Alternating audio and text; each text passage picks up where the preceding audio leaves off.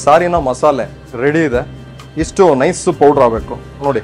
ಹುರುಳಿ ಕಾಳು ಅದ್ಭುತವಾಗಿ ಬರುತ್ತೆ. ಈ ಒಂದು ಮೆಥಡನ್ನ ಟ್ರೈ ಮಾಡಿ. ಈಗ ಇದಕ್ಕೆ ಹುರುಳಿ ಕಟ್ಟನ್ನ ಸೇರಿಸ್ಕೊಳ್ಳೋಣ. ಸರ್, ಉಳಿದಿರೋದೆಲ್ಲ ಬಿಸಿ ನೀರು. ಹುರುಳಿ ಕಾಳಿನ ಸಾರು, ಹುರುಳಿ ಕಟ್ಟಿನ ಸಾರು ಕುದ್ದಿದೆ, ಬೆಂದಿದೆ, ಸವಿಯಲು ಸಿದ್ಧವಾಗಿದೆ. ಓಕೆ.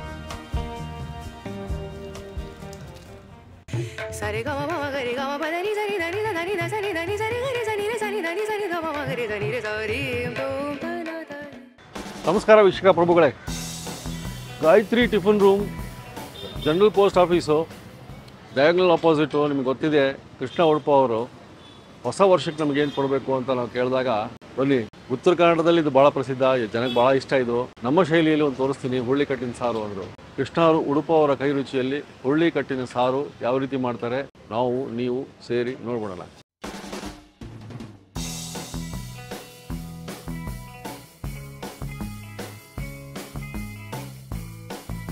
ಸರ್, ಹುರುಳಿ ಕಟ್ಟಿನ ಸಾರು ಉತ್ತರ ಕರ್ನಾಟಕದ್ದು ನಿಮಗೆ ಬಂದ್ಬಿಟ್ಟಿದೆ, ಹೆಂಗೆ ಇದು? ನಮ್ಮ ಮನೇಲಿ ನಮ್ಮಮ್ಮ ರೆಗ್ಯುಲರ್ ಆಗಿ ಮಾಡ್ತಾ ಇರ್ತಾರೆ. ಅದಕ್ಕೋಸ್ಕರ ಅದನ್ನ ಸವಿದು ಆ ರುಚಿನ, ಅದ್ಭುತವಾದ ಸ್ವಾದವನ್ನ ನಿಮ್ ಮುಂದೆ ತರಬೇಕು ಅಂತ ಅನ್ಕೊಂಡಿದ್ದೀನಿ. ಹೊಸ ವರ್ಷದಲ್ಲಿ ಹೊಸ ಸ್ವಾದ. ಸರ್, ನೋಡೋಣ ಸರ್. ಎಸ್.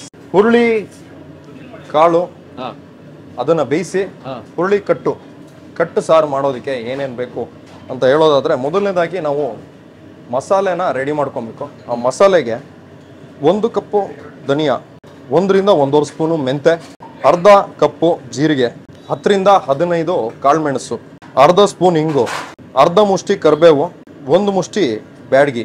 ಇದಿಷ್ಟನ್ನ ನಾವು ರೋಸ್ಟ್ ಮಾಡಿಕೊಂಡು ನೈಸ್ ಪೌಡ್ರ್ ಮಾಡ್ಕೊಂಬೇಡ. ನಂತರ ಕಟ್ಟು ಸಾರಿಗೆ ಏನೇನು ಬೇಕು ಅಂತ ಹೇಳ್ತೀನಿ. ಮೊದಲನೇದಾಗಿ ಬಾಣಲಿಗೆ ಸ್ವಲ್ಪ ಎಣ್ಣೆ, 1 ರಿಂದ 2 ಸ್ಪೂನ್ ಬಾಣಲಿಗೆ ಸ್ವಲ್ಪ ಎಣ್ಣೆನ ಹಾಕ್ಕೊಂಡಿದ್ದೀವಿ. ಇಂಗು, 1 ಅರ್ಧ ಸ್ಪೂನ್ ಇಂಗು. ಇದು ಬಿಸಿ ಆಗ್ತಿದ್ದಾಗೆ ಕಾಳುಮೆಣಸು ಮತ್ತು ಮೆಂತೆ,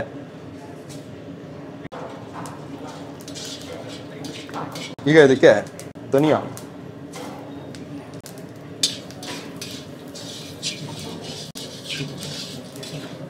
ಜೀರಿಗೆ ಅರ್ಧ ಕಪ್ ಆಗುವಷ್ಟು ಜೀರಿಗೆ, ಕರಿಬೇವಿನ ಸೊಪ್ಪು, ಅರ್ಧ ಮುಷ್ಟಿ ಕರಿಬೇವಿನ ಸೊಪ್ಪು, ಅರ್ಧ ಮುಷ್ಟಿ. ಈಗ ಇದಕ್ಕೆ ಬ್ಯಾಡಗಿನ ಸೇರಿಸ್ಕೊಂಡ್ಬೇಡ.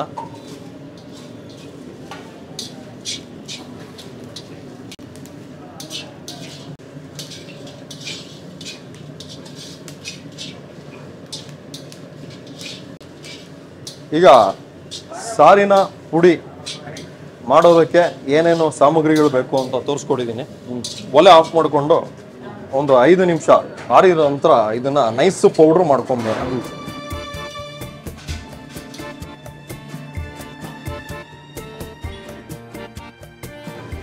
ಈಗ ಮಸಾಲೆನ ನಾವು ಮಿಕ್ಸಿಗೆ ಹಾಕೊಂಡಿದ್ದೀವಿ. ಹಾಗೆ ಇನ್ನೊಂದು ಪ್ರಮುಖವಾದ ಕೆಲಸ, ಈರುಳ್ಳಿನ ಸ್ವಲ್ಪ ಎಣ್ಣೆಲಿ ಬಾಡಿಸ್ಕೋಬೇಕು. ಬಾಡಿಸ್ಕೊಂಡು ಅದನ್ನ ನೈಸಾಗಿ ರುಬ್ಕೊಬೇಕು. 2 ಈರುಳ್ಳಿ ತೊಗೊಂಡಿದ್ದೀನಿ, ದೊಡ್ಡ ಗಾತ್ರದ್ದು ಈರುಳ್ಳಿ. ಸ್ವಲ್ಪ ಎಣ್ಣೆ ಹಾಕೊಂಡು ಬಾಡಿಸ್ಕೊಬೇಕು ಅಷ್ಟೇ. ಒಂದು 2-3 ನಿಮಿಷಗಳ ಕಾಲ ಹೀಗೆ ಎಣ್ಣೆಲಿ ಬಾಡಿಸ್ಕೊಂಡು ಆಮೇಲೆ ಮಿಕ್ಸಿ ಜಾರಲ್ಲಿ ನೈಸಾಗಿ ರುಬ್ಕೋಬೇಕು. ಇದನ್ನೇ ಪ್ರತ್ಯೇಕವಾಗಿ ರುಬ್ಕೋಬೇಕು. ಈಗ ಈರುಳ್ಳಿ ನಾವು ಹುರ್ಕೊಂಡಿದ್ದೀವಿ, ಲೈಟ್ ಎಣ್ಣೆ ಹಾಕಿ ಇದನ್ನ ನೈಸಾಗಿ ಮಿಕ್ಸಿಯಲ್ಲಿ ರುಬ್ಕೊಂಡ್ರೆ ಆಯ್ತು, ಪೇಸ್ಟ್ ಥರ ರುಬ್ಕೋಬೇಕು. ಹುರುಳಿಕಾಳು ಬೇಳೆಕಟ್ಟು ಸಾರಿಗೆ ಬೇಕಾಗಿರುವ ಸಾರಿನ ಮಸಾಲೆ ರೆಡಿ ಇದೆ. ಇಷ್ಟು ನೈಸ್ ಪೌಡ್ರ್ ಆಗಬೇಕು ನೋಡಿ. ಪರಿಮಳ ಕೂಡ ಭಾರಿ ಚೆನ್ನಾಗಿ ಬರ್ತಾ ಇದೆ. ಕಟ್ಟು ಸಾರು ಮಾಡೋದಕ್ಕೆ ಬೇಕಾಗಿರುವ ಸಾಮಗ್ರಿಗಳು: ಹುರುಳಿ ಕಾಳು, ಇದನ್ನ ತಗೊಂಬಂದು ಸುಮಾರು 1 ಗಂಟೆಗಳ ಕಾಲ ನೆನೆಸಿ ಇದನ್ನ ಒಂದು 5 ರಿಂದ 6 ಸತಿ ವಿಜಿಲಲ್ಲಿ ಕೂಗ್ಸಿದ್ದೀನಿ. Okay sir. ಇದು ಅರ್ಧ ಕೆಜಿ ಇದೆ. ಈಗ ಮಾಡ್ತಿರೋದು ಅರ್ಧ ಕೆಜಿ ಹುರುಳಿ ಕಾಳು. ಈಗ ಈ ಬೇಳೆ ಕಟ್ಟು ಏನಿದೆ ಅದೇ ಸಾಕಾಗೋದಿಲ್ಲ. ಓಕೆ ನೋಡಿ, ಸ್ವಲ್ಪ ಹುರುಳಿ ಕಾಳು ಇದನ್ನು ಮಿಕ್ಸಿ ಜಾರ್ ಒಳಗೆ ಹಾಕೊಂಡು ನೈಸಾಗಿ ರುಬ್ಕೊಂಡ್ ಬಂದ್ಬಿಡೋಣ. ಇದೇ ಕಟ್ಟನ್ನೇ ಹಾಕೊಂಡು ನೀರಿನ ಅಂಶ ಹಾಕೊಂಡು ನೈಸಾಗಿ ಪೇಸ್ಟ್ ತರ ರುಬ್ಕೊಂಡ್ ಬಂದ್ಬಿಡೋಣ. ಸರಿ.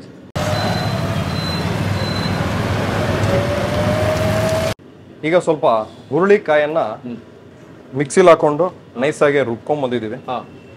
ಇನ್ನು ಮಿಕ್ಕಿದ್ದು ಏನೇನು ಸಾಮಗ್ರಿಗಳು ಬೇಕು ಅಂತ ಹೇಳೋದಾದರೆ, ಒಗ್ಗರಣೆಗೆ ಸಾಸಿವೆ, ಬೆಳ್ಳುಳ್ಳಿ, ಮತ್ತು ಹುರಿದು ರುಬ್ಕೊಂಡಿರೋ ಈರುಳ್ಳಿ, ಹುಣಸೆಹಣ್ಣಿನ ರಸ, ಕರ್ಬೇವಿನ ಸೊಪ್ಪು, ಸಾರಿನ ಪುಡಿ, ಬೇಳೆಕಟ್ಟು, ನೀರಿನ ಅಂಶ ಏನಿದೆ ಇದು, ಮತ್ತು ರುಬ್ಕೊಂಡಿರೋ ಕಟ್ಟಿನ ಒಂದು ಮಿಶ್ರಣ, ಮತ್ತು ರುಚಿಗೆ ತಕ್ಕಷ್ಟು ಉಪ್ಪು.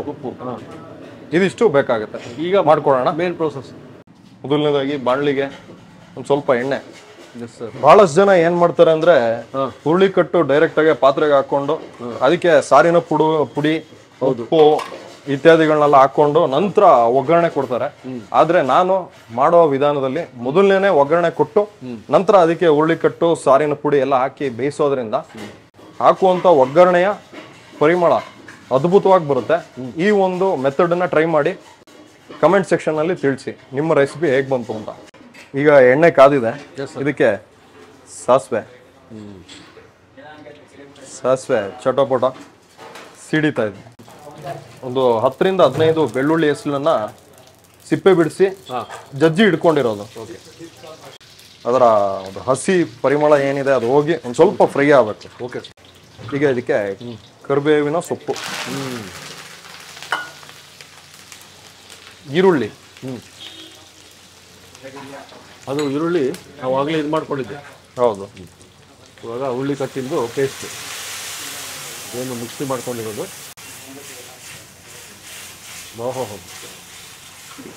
ಒಳ್ಳೆ ರಾಗಿ ಕಲರ್ ಬಂತು. ಈಗ ಇದಕ್ಕೆ ಹುರುಳಿ ಕಟ್ಟನ್ನ ಸೇರಿಸ್ಕೊಳ್ಳೋಣ. Yes sir. ಉಳಿದಿರೋದೆಲ್ಲ ಬಿಸಿ ನೀರು. ಹುರುಳಿ ಕಟ್ಟು ಒಂದು ಸ್ವಲ್ಪ ಉಳಿಸ್ಕೊಂಡು ಮಿಕ್ಕಿದ್ದು ಇದಕ್ಕೆ ಹಾಕ್ತಾ ಇದ್ದೀನಿ. ಹೌದಾ? ಹುರುಳಿ ಬೇಯಿಸ್ಕೊಂಡಿರೋ ಹುಳಿ. ಮಿಕ್ಕಿದ್ದು ಮತ್ತೆ ಮರುದಿನ ಉಪಯೋಗಿಸ್ಕೋಬಹುದು. ಇಲ್ದಿದ್ರೆ ಹುರುಳಿ ಕಟ್ಟಿನ ಅಂದ್ರೆ ಹುರುಳಿ ಬೇಯಿಸ್ಕೊಂಡಿರೋ ಹುರುಳಿಯ ಒಂದು ಉಸ್ಲಿ ಮಾಡ್ಕೋಬಹುದು. ಹೌದಾ? ಆ ರೆಸಿಪಿ ಕೂಡ ತುಂಬಾ ಸುಲಭ. ಇದಕ್ಕೀಗ ಸ್ವಲ್ಪ ಅರಿಶಿಣ, ಹುಣಸೆ ಹಣ್ಣಿನ ರಸ, ಒಂದು ಚಿಕ್ಕ ಪೀಸು ಹುಣಸೆ ಹಣ್ಣು ತೊಗೊಂಡು ಅದಕ್ಕೆ ಬಿಸಿನೀರು ಹಾಕ್ಕೊಂಡು ಹೊಡಿದೆ. ಹುಣಸೆ ಹಣ್ಣು ಅಷ್ಟೇ, ಎಷ್ಟು ಹುಳಿ ಇಷ್ಟ ಆಗುತ್ತೋ ಅಷ್ಟೇ ಹಾಕ್ಕೊಳ್ಳಿ, ರುಚಿಗೆ ತಕ್ಕಷ್ಟು. ನಾನು ಹೇಳ್ದಂಗೆ ಕೊನೆಯಲ್ಲಿ ಒಗ್ಗರಣೆ ಹಾಕೋದಕ್ಕಿಂತ ಮೊದಲನೇ ಒಗ್ಗರಣೆ ಹಾಕಿ ನಂತರ ಹುರುಳಿ ಕಟ್ಟನ್ನು ಅದಕ್ಕೆ ಸೇರಿಸ್ಕೊಂಡು ಕುದಿಸೋದ್ರಿಂದ ಅದರ ಪರಿಮಳ ತುಂಬ ಚೆನ್ನಾಗಿ ಬರುತ್ತೆ. ಜೊತೆಗೆ ಆ ಒಗ್ಗರಣೆ ಘಮ ಕೂಡ ಚೆನ್ನಾಗಿರುತ್ತೆ. ಸಾರು ಪೂರ್ತಿ ಹರಡ್ಕೊಂಡಿರುತ್ತೆ. ಅದು ಒಂದು ಕುದಿ ಬರಬೇಕು. ಒಂದು ಕುದಿ ಬಿಸಿ ಆಗ್ತಿದ್ದಾಗೆ ಅದಕ್ಕೆ ರುಚಿಗೆ ತಕ್ಕಷ್ಟು ಉಪ್ಪು, ಸಾರಿನ ಪುಡಿ ಮೇನ್ ಇಂಗ್ರೀಡಿಯೆಂಟ್. ಹೌದು. ಈಗ ಇದು ಕುದಿಯಕ್ಕೆ ಶುರು ಆಗಿದೆ. ಇದಕ್ಕೆ ಒಂದು 3-4 ಸ್ಪೂನು ಸಾರಿನ ಪುಡಿ ಸೇರಿಸ್ಕೊಂಡ್ರೆ ಸಾರು ಕುದಿಯಕ್ಕೆ ಶುರು ಆಗುತ್ತೆ.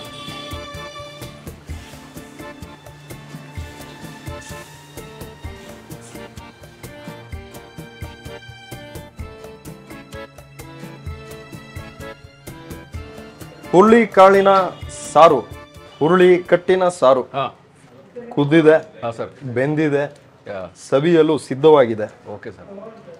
ಒಲೆನ ಆಫ್ ಮಾಡ್ಕೊಂಡ್ಬಿಡೋಣ. ಒಂದು 10 ನಿಮಿಷ ಬಿಟ್ಟು ಸರ್ವ್ ಮಾಡ್ಕೊಳ್ಳೋಣ. Okay sir.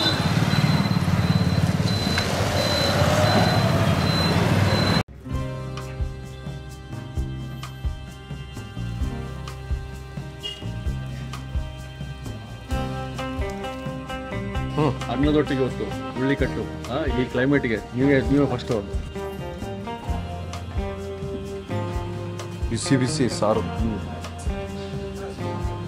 ಎಸ್, ಬಿಸಿ ಬಿಸಿಯಾಗಿ ಇಲ್ಲಿ ಶುರು ಮಚ್ಕೊಂಬಿಡೋಣ. ಈ ಸಾಯಂಕಾಲ ಹೊತ್ತಿಗೆ ಸ್ನ್ಯಾಕ್ಸ್ ಬೇರೆ ಬೇಕು. ಏನು ಇದಕ್ಕೋಸ್ಕರ ನಾವು ಸಾಯಂಕಾಲನೇ ಬರೋದು. ಅಂತೂ ತೊಗೊಬಿಡೋಣ ಸರ್ ಫಸ್ಟು. Yes sir. ಆಹಾ,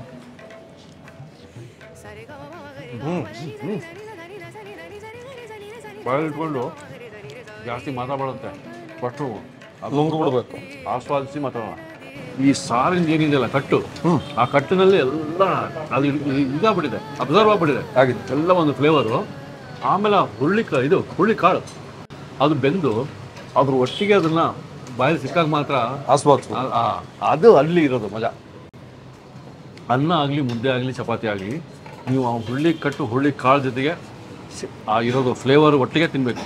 ಹಾಂ, ಆಮೇಲೆ ನೀವು ನನಗೆ ಹೇಳಬೇಕು ಸರ್. ಮೊದಲನೇ ಹೇಳಿದ್ನಲ್ಲ, ಹಾಂ, ಒಗ್ಗರಣೆನ ಮೊದಲನೇ ಹಾಕ್ಕೊಂಡು ಆಮೇಲೆ ನಂತರ ಹುರುಳಿ ಕಟ್ಟು ಮಸಾಲೆ ಇತ್ಯಾದಿಗಳನ್ನ ಹಾಕೊಂಡ್ರೆ ಪರಿಮಳ ಅದ್ಭುತವಾಗಿ ಬರುತ್ತೆ. ಹುಳ್ಳಿ ಕಟ್ಟಿನ ಸಾರು ಅದ್ಭುತವಾಗಿ ಸಿಕ್ತು ಸರ್. ಈ ಹೊಸ ವರ್ಷದಲ್ಲಿ ಕೃಷ್ಣ ಉಡುಪ ಅವರ ಹೊಸ ರೆಸಿಪಿ, ಕೃಷ್ಣ ಉಡುಪ ಅವರ ಪ್ರಥಮ ರೆಸಿಪಿ ಇದು ಹೊಸ ವರ್ಷದಲ್ಲಿ. ಸರ್, ಇದೇ ರೀತಿ ಹೊಸ ವರ್ಷದಲ್ಲಿ ಹೊಸದಾಗಿ ಕೊಡ್ತಾ ಇರಿ ಖಂಡಿತ. ಸೊ ಇದಕ್ಕೆ ನೀವು ಸಂಬಂಧಪಟ್ಟಂಗೆ ನೆಕ್ಸ್ಟ್ ಎಪಿಸೋಡಲ್ಲಿ ನಮಗೆ ಹುಳ್ಳಿ ಕಟ್ಟಿನ ಉಸ್ಲಿ ಸರ್, ಹುಳ್ಳಿ ಕಾಳು ಉಸ್ಲಿ. ಹಾಂ, ಹುರುಳಿ ಕಾಳಿನ ಉಸ್ಲಿ. ಹೌದು, ಎಸ್ ಸರ್.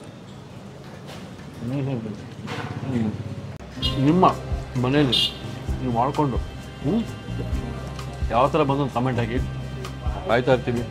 ಮತ್ತು ಮುಂದಿನ ಸಂಚಿಕೆವರೆಗೆ ನಾವು ನೀವು ಆರೋಗ್ಯವಾಗಿ ಹ್ಯಾಪಿಯಾಗಿರೋಣ. ಸಿಗೋಣ. ನಮಸ್ಕಾರ.